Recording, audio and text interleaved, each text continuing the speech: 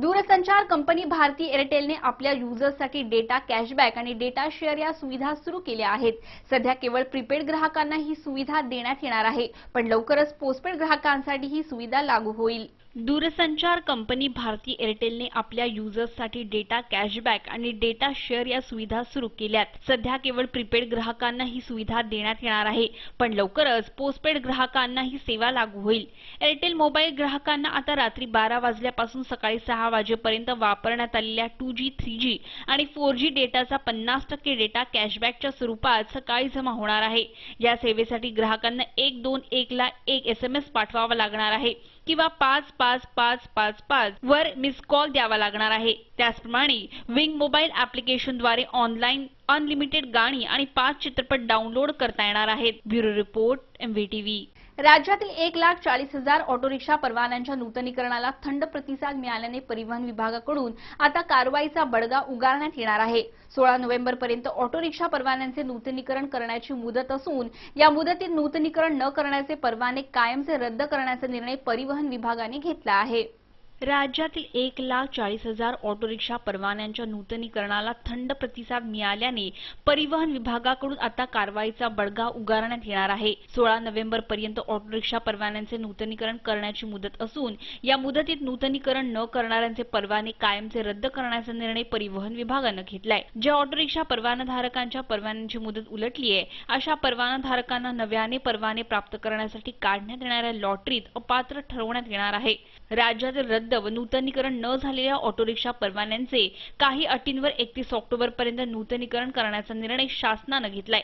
मात्र अद्याप 1,40,000 ऑटो रिक्षांच्या परवान्यांचे नूतनीकरण झालं नसल्याचं निदर्शनास आलंय। त्यामुळे 16 नोव्हेंबरपर्यंत ही मुदतवाढ देण्यात आली आहे।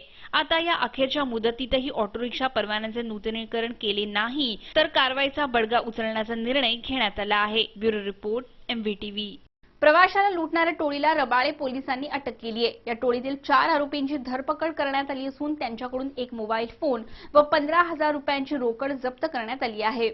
प्रवाशाला लुटणाऱ्या टोळीला रबाळे पोलिसांनी अटक केली आहे। या टोळीतील 4 आरोपींची धरपकड करण्यात आली असून त्यांच्याकडून एक मोबाईल फोन व 15,000 रुपयांची रोकड जप्त करण्यात आली आहे। या प्रकरणी फिर्यादींनी रबाळे पोलीस ठाण्यात गुन्हा दाखल केला होता। त्यानंतर पोलिसांनी तपास करून या प्रकरणी रिक्षा चालक सूरज पवार, कैलाश गणपत डिंडोळे, मोहन सूर्य बहादूर थापा व राज विनोद अधिकारी यांना अटक केली, अशी माहिती पोलीस उपायुक्त शहाजी उमाप यांनी दिली।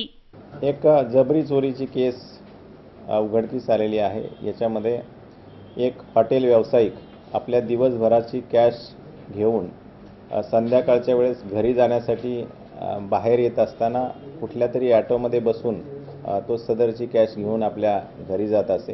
ह्या हॉटेल व्यावसायिकाकडनं 43,000 रुपये कॅश आणि त्याचा मोबाईल काढून घेतल्यानंतर हे मागचे जे 2 आरोपी आहेत हे फरार झाले आणि त्यानंतर सदरचा जो हॉटेल व्यावसायिक आहे त्यांनी ही फिर्याद पोलीस स्टेशनला दिलेली होती। या घटनेची उकल झालेली आहे।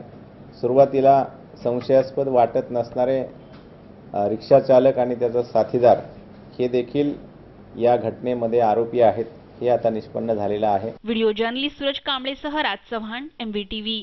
राज्यातील ग्रामपंचायती, नगरपालिका, जिल्हा परिषदा, महापालिका यांच्या नळपाणी योजनांच्या थकलेल्या 1200 कोटी रुपयांच्या वीज बिल वसुलीसाठी पेयजल पाणी पुरवठा संजीवनी योजना सुरू करण्यात येणार आहे। राज्य मंत्रिमंडळाच्या बुधवारी झालेल्या बैठकीत या निर्णयाला मान्यता देण्यात आली। राज्यातील ग्रामपंचायती, नगरपालिका, जिल्हा परिषदा, महापालिका यांच्या नळपाणी योजनांच्या थकलेल्या 1200 कोटी रुपयांच्या वीज बिल वसुलीसाठी पेयजल पाणी पुरवठा संजीवनी योजना सुरू करण्यास राज्य मंत्रिमंडळाने बुधवारी मान्यता दिली आहे। थकबाकीमुळे वीज जोडण्या तोडण्याची कारवाई करण्यात आलेल्या नळपाणी योजना सुरू करण्यासाठी हे पाऊल सरकारने उचललं असून सुमारे 16,000 योजनांना याचा लाभ होणार आहे। घरगुती आणि अन्य ग्राहकांकडे थकलेल्या सुमारे 5,000 कोटी रुपयांच्या वसुलीसाठी ही संजीवनी योजना आणण्याचा विचार असल्याचं ऊर्जा मंत्री चंद्रशेखर बावनकुळे यांनी सांगितलं। या योजनेचा आर्थिक भारही राज्य सरकारवरच येणार आहे। Bureau report, MVTV। MVTV वृत्तवाहिनीवरील बातम्या आता तुम्ही media.mvtv या YouTubeवरील लिंकवरही पाहू शकता किंवा तुम्ही आम्हाला 27571494 या दूरध्वनी क्रमांकावर संपर्कही करू शकता. तुम्हाला काही प्रतिक्रिया द्यायच्या असतील तर mvtvnews@gmail.com वरही तुम्ही कळवू शकता. आजच्या बातमीपत्रात इतकंच. पुन्हा भेटूया पुढच्या बातमीपत्रात. तोपर्यंत नमस्कार.